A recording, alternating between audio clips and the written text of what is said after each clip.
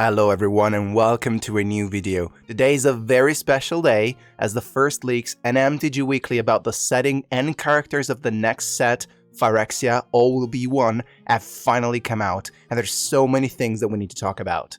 So without further ado, let's dive right in. Now, before we begin, just a super quick reminder that if you like our videos and what we do here on this channel, the best way you have to support us is by liking our videos, clicking that subscribe button and activate the notification bell to help us grow this channel and keep our dream alive.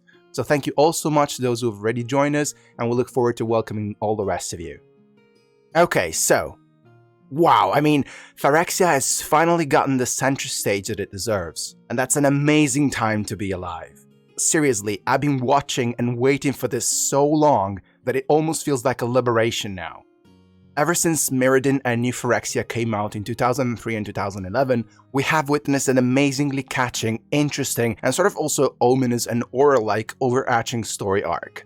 Maybe it wasn't the first focus of the current sets, but somehow, somewhere, and I'm thinking about Vorinclex interaction with Kaya and Kaldheim, or Gitaxias going shopping in the streets of New Capenna for instance, but Phyrexia has always kept lurking and growing in the dark, and now, its time has finally come.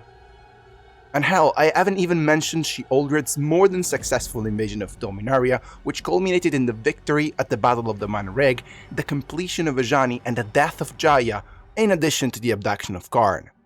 The truth is that since the corruption of the glistening oil has spread through the plains, valleys, and seas of Mirrodin, the five praetors have been acquiring an enormous power and an even greater influence. And now they're winning. Big time. And this is the kind of world building that we can expect from Phyrexia, All Will Be One. A world going towards completion where Phyrexia is at its peak. Phyrexia has in fact done so well that what we'll see in Phyrexia All Will Be One will perhaps be the culmination of a process started in New Phyrexia, whereby praetors sort of started slaughtering each other to divide up what they've conquered. And although there would be so much more to say about the insane amount of planeswalkers that will be featured in this new set, and their fate, which I'll leave for another video, or the single stories of each of the 5 new Phyrexian praetors and their path up to this point, today I wanted to focus specifically on one of them, which will most likely be the big great character of this new expansion, both lore and play-wise. And I'm talking of course about Elesh Norn, the Grand Cenobite. When the Phyrexians infected the plane of Mirrodin through the spreading of the noxious glistening oil, there were 5 suns orbiting it. The 5 praetors each rose up under the influence of each sun, and with time, this has shaped their personalities, powers, and visions of the world around them. Norn was born under the influence of the White Sun, and as a consequence of this, she adopted numerous human and elvish cultural elements. The White-aligned faction of Phyrexians led by her firmly believes that the world must adhere to the teachings imparted to them by the Father of the Machines. For this reason, their ultimate goal is to indoctrinate all living beings in the multiverse about the truth, even if it means tearing them apart and reconstructing their bodies into something that's worthy of Phyrexia. Because of this, they are extremely dogmatic, hierarchical, and orthodox in their methods.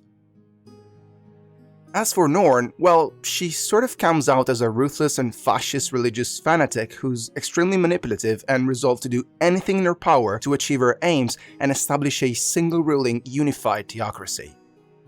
During the battle in which the Phyrexians shattered the Mirror Resistance and ultimately took over the plane of Mirrodin, a Mirran angel named Atraxa was captured by Norn's forces.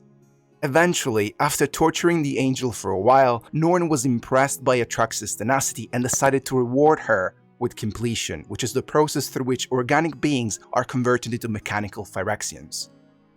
Gross, but yeah, Norn's intent was for Atraxa to become the Praetor's voice, an unmistakable symbol of Phyrexia's strength and unity. As such, Norn invited the other praetors to contribute in her magnum opus, with only the red-aligned praetor Urabrask declining the offer. Eventually, Atraxa's completion was attained without Urabrask's help, and the rebirth of the completed angel marked the final and crushing victory of Phyrexia over the world of Mirrodin. The power vacuum that followed this victory was then soon filled as Elesh Norn quickly gained the upper hand on the newborn plane of New Phyrexia, basically slaughtering the Black Aligned Praetor Sheoldred and the Red Aligned Praetor Urabrash's forces. As for the two remaining Praetors, Vorinclex, the Green Aligned one, was easy to subjugate as he was the least ambitious of the five, while the Blue Aligned Praetor of Experimentation, Gitaxias, kept a neutral position towards Norn and a rise to power. Gitaxias, Vorinclex, and many of the Black Thanes pledged themselves in their respective spheres to Norn's grand vision, while Urabrash remained outside of her grasp. And, aided by Tezzeret, he fled to New Capenna to plot for his revenge. And so, Norn became the dominant praetor of New Phyrexia, and she is now known and revered by her subject as the Mother of the Machines. Sometime after the War of the Spark then, Norn used the Esperite planeswalker Tezzeret to forward her schemes. She provided him with a dark steel body that allowed him to house the planar bridge without deteriorating to death, and after Vorinclex's incursion on Kaldheim and Tamiyo's completion at the ends of Gitaxias and Tezzeret himself on the plane of Kamigawa, Norn felt confident enough to send her troops across the multiverse. Specifically, Norn successfully sent Sheoldred, who I guess in the meantime had resolved to serve her new ruler to preserve her own life, to Dominaria to conduct the largest extraplanar operation of New Phyrexia up to that moment. A large-scale infiltration of the plane aimed at fetching Karn. Sheoldred and her forces were more than successful in their quest. They completed the Ajani Goldmane, killed the Pyromancer Jaya Ballard, and captured Karn, leading him to New Phyrexia where he was welcomed back as Father of the Machines. Norn then introduced the Silver Golem to the New Phyrexians' invasion tree, called the Realm Breaker.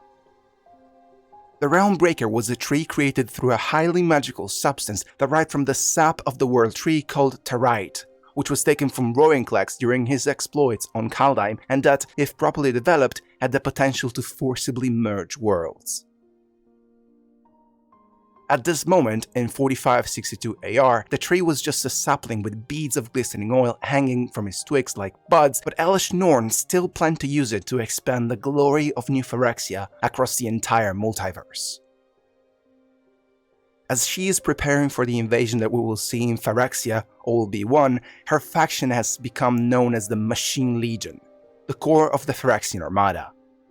In addition to that, though her throne room sits in the Fair Basilica, located in New Phyrexia's third lowest layer, she now resides one layer deeper, in the Mycosynth Gardens. And while she prepares for the gruesome interplanar war to come, she forbids any visitors to the two lowest layers without a direct invitation from her, including other praetors. This is what we know about Elesh Norn's story up to this moment. Now you know everything you need to know going into the next set, the dates of which you can see right now. Personally, I am extremely excited about this release of Phyrexia All Will Be One, as it constitutes the apex of a very intriguing story arc which has always fascinated me greatly. Besides, of the insane amount of 10 planeswalkers that we'll see print in this set, Wizards has disclosed that 5 of them will not manage to escape completion, which, if you ask me, is absolutely crazy and makes me want to know who's gonna make it, like, right now. Now, before you leave, make sure to let me know your thoughts in the comments section down below. Like the video if you liked it, subscribe to the channel, activate the notification bell.